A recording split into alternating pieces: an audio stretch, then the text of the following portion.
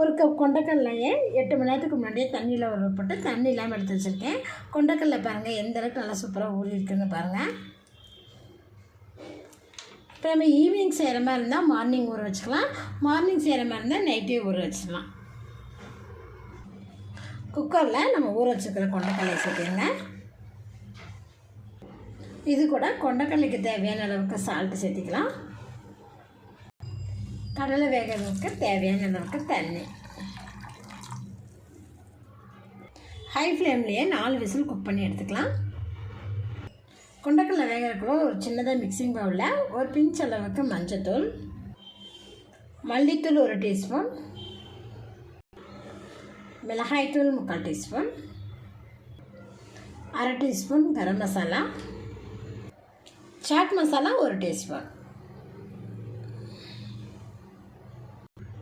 1/2 teaspoon ஜீரகத்தூள். பெரிய டீஸ்பூனில் 1 teaspoon அளவுக்கு தண்ணி சேர்த்து நல்லா மிக்ஸ் பண்ணிக்குவோம். கட்டிகள் எதுவும் இல்லாமல் இந்த அளவுக்கு நல்லா மிக்ஸ் பண்ணிக்கோங்க.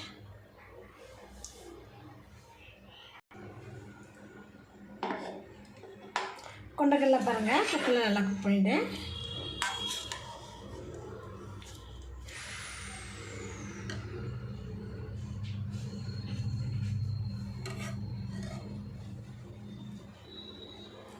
பார்த்தீங்கன்னா நல்லா வெந்துருச்சு பாருங்கள். இப்போ இதை தண்ணி இல்லாமல் எடுத்துக்கலாம்.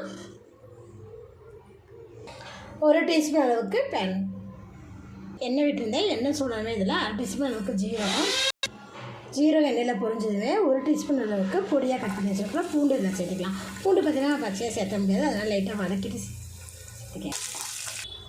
பூண்டு பாருங்கள் இந்த அளவுக்கு நல்லா ஃப்ரை ஆனதுமே நம்ம மிக்ஸ் பண்ணி வச்சுருக்கிறேன் இந்த மசாலா பொடிகளை இதை ஆட் பண்ணிடுவோம். சேர்த்துட்டு லோ ஃப்ளேம்லேயே இல்லை 2 நிமிஷம் நம்ம வதக்கிக்கலாம். தண்ணியோடு சேர்த்து நம்ம மிக்ஸ் பண்ணுறாங்காட்டி உங்களுக்கு பார்த்திங்கன்னா அந்த மசால் பொடிகளோட காரம் வந்து இருக்காது. அதுக்காக தான் நாங்கள் தண்ணி மிக்ஸ் பண்ணி சேர்த்துருக்கோம். மசால் பொடியில் லோ ஃப்ளேம்லேயே நல்லா வதக்கி விட்டதுக்கப்புறம் இதில் பார்த்திங்கன்னா நம்ம வேக வச்சுருக்கிற கொண்டக்கடலையே ஆட் பண்ணிடலாம்.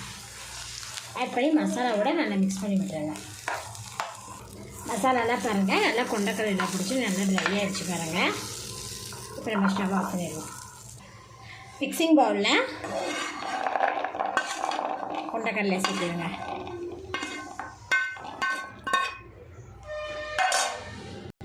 இது கூட ஒரு பெரிய வெங்காயத்தை பார்த்திங்கன்னா நல்லா பொடியாக கட் பண்ணி வச்சுருக்கேன், அதில் சேர்த்துக்கலாம். ஒரு சின்ன சைஸ் தக்காளி பழமாக பொடியாக கட் பண்ணி வச்சுருக்கோம், அதில் சேர்த்துக்கலாம்.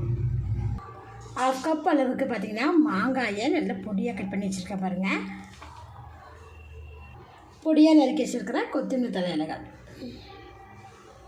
இது கூட கொஞ்சமாக பிளாக் சால்ட்டு. ஏற்கனவே கடலை வேக வைக்கிறதுக்கு நான் உப்பு போட்டிருந்தேன், அதுக்கப்புறம் உப்பு சேர்த்துல. இப்போ தான் கொஞ்சமாக நம்ம உப்பு ஆட் பண்ணியிருக்கோம். இப்போ இதெல்லாம் மிக்ஸ் பண்ணி விட்டுருங்க. இதுக்கு பார்த்தீங்கன்னா சாட் மசாலா ரொம்ப முக்கியம்.